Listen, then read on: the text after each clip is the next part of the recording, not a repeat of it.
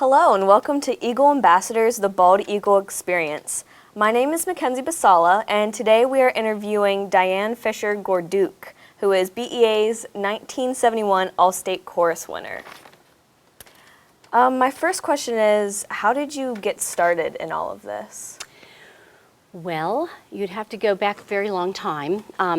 I started piano lessons whenever I was when I was 8 years old, and I was singing in church my whole childhood. Okay. And when I was in 8th grade, I became our church organist, and so I learned how to do a lot of music in a very short period of time for being able to practice, because I was also very active at school. I was in sports and band and choirs, and because of that, with a big schedule, I had to learn how to sight read really well, because I would show up Sunday morning and sort of sight read the hymns. And so I just started off in church, and my mom sending me to piano lessons at a very young age.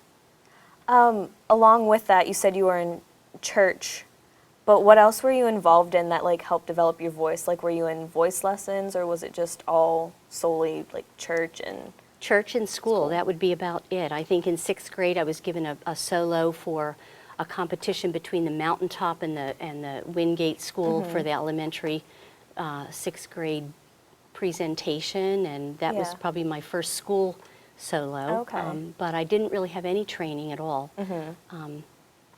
So I guess the good Lord gave me that gift. Did you have any like parents or grandparents that sang that made you want to sing? My mom sang. She was musical. My sister and I did duets in church. I would sing alto, and she would sing the soprano lead, and we did some voicing that way. But nobody was just real skilled in the musical thing that led me that way. Okay. With your journey to the competition at districts first and then regionals and states, was it hard, like vocally and mentally? Well, mostly mentally, because you're just all pins and needles trying to go into this. It's a private audition. There's certain music that you have practiced, and there's other stuff that you just have to go by the seat of your pants and say, they hand you a piece of music and say, sing the alto part of this. And so it was so long ago, it's a little hard for me to remember all the components of it, but they would have been looking at your voice quality, your accuracy of notes, the interpretation of the louds and softs and that sort of thing. But and I would have, in a way, it's sort of a luck of the day you were born, because back then they didn't have states every year. They only did it every 4 years, and they only did All Easterns every 2 years. So if you happen to do well at the competition at the regional districts and regional level, then and they weren't having states or All Eastern, then you just lost out. You didn't get a chance to go. I happened to be to have done well enough on the year that that they were looking at us to qualify not only for state choir but also All Eastern choir as well. Wow. So I mean, it was a bit lucky that I was able to go to both of those, simply because of the date that I did well at the competition. Right. I didn't know they had like that every 4 years. I thought they had it every year like they normally do. Well, they may now, but we're talking a long time ago. We're talking 30 years ago. So it might have changed, but back then, that's why I was fortunate enough to qualify for both states and Easterns. Wow, that's awesome. Yeah. Let's see. How did you get yourself prepared for like districts and regionals? I know they like randomly handed you one, but did they like, how far ahead in like advance did they give you your music? Again, that was a long time ago, but what you would do is you would typically, once you qualified locally to go to districts, they hand you a a folder full of music, and you have to be prepared that when you go there, you can sing your part collectively with the whole choir, so that you can have a nice presentation for the concert. Woven into that then is the competition individually, so for like an audition, so that you would go in and do the presentation like I explained before, and then based on how you placed there, so many of you got to go on to the regional level, and then again they hand you another folder full of different music, and that's for states. and that would be for the regional level. Yes, in the regional level, and then you would compete in order to qualify for states or all Eastern. But you have to remember that the whole time this was going on, you had your high school choir going on. We had a group back then called the Younger Americans, so we were like a group of students that did Lions Club presentations, just musical entertainment kind of thing, and things for school.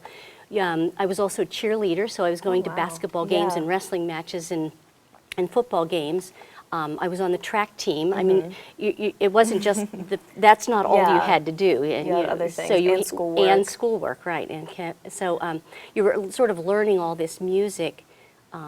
On your free time, basically. Yeah, on your free time that you didn't have. Because you also had piano lessons. I know how you feel.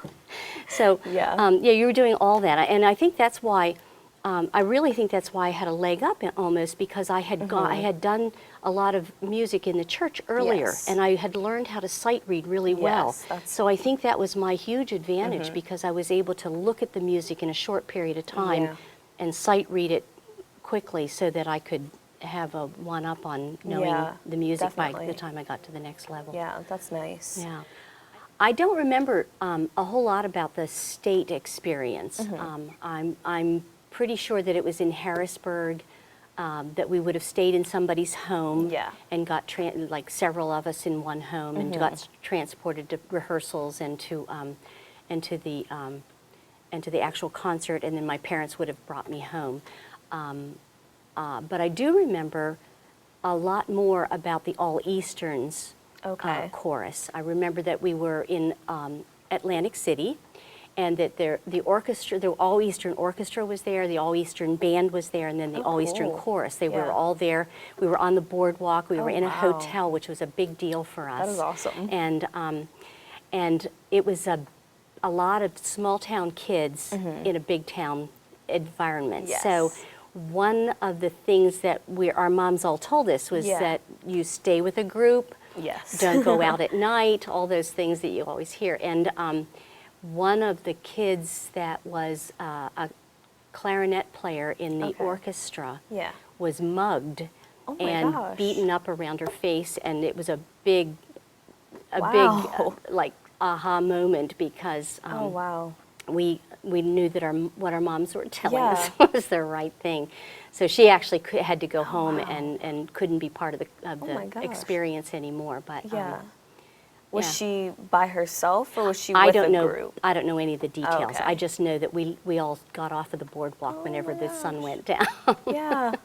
Wow, that's crazy. But it was fun, and it was a huge number of people in a big experience. It was just very awe-inspiring, to be part of all that. Right? Yeah, definitely. With your vocal ability, how did it help you in like other competitions that you may have like been a part of? Well, it gave me a lot of experience for other things that I became involved in. One of those is Center County Junior Miss. Yes. And so I sang and played the piano for that competition, and as well as at the state level. And then in college, I was Miss Clarion, and sang for that competition there, and as well as at the Miss Pennsylvania competition. So awesome. I really think that having all that musical experience and exposure helped give me some confidence in being able to be on stage and performing more. Yeah, that's awesome. You said you were going to Clarion, or you went to Clarion? I went to Clarion. I'm thinking about going there. Back then it was called Clarion State College, and now it's Clarion University, and it was much smaller, obviously, than than what it is now. It's not huge now, but it's still, It's bigger than what it Yeah. was. Right. it's nice. I like it. Yeah, and I was going for special education, and Oh, okay. it was one of the top leaders in training teachers to be special education teachers. So That's awesome. I think my last question is, and you may have already answered it, what experience did you get out of all this? Like, are you still friends with some of the people that you met there? Oh, I have dinner on a regular basis with some of my high school friends, but I don't remember developing any particular relationship with any of the people at States or at All Okay. Easterns. But musically, here at Bald Eagle, I became very good friends with a number of people, and Okay. especially the group of people that were part of the Young American group that I told you about, Younger American group that I told you about. And we became lifelong friends Okay. and get together for dinner on a regular basis. nice. It's, yeah, That's it's a lot fun. of fun. Oh, Do you yeah. sing, like, at the dinner table? No, no. But beyond that, I'm still really active in church music. Okay. And I really feel indebted to Bald Eagle for giving me this experience and definitely. background in this, and to the church as well. But one of the ways that I like to give back to the Valley is to do it musically. And so Yeah. last year, I was fortunate enough to be asked to be a director of a Christmas cantata. Oh, so cool. I came back, and it was a Bald Eagle Valley community Cool. choir, and we all got Yeah. together and sang Christmas cantata. sweet. Yeah, last Christmas. So yeah, that's a fun thing to be Yeah. able to give back. Yeah, and definitely. Give the gift of music to somebody else. Yeah. Alrighty, well, I think we're finished up now. I would like to thank Diane for coming in. It was a pleasure. Pleasure to be here. Oh, Thank yeah. you so much. You're welcome.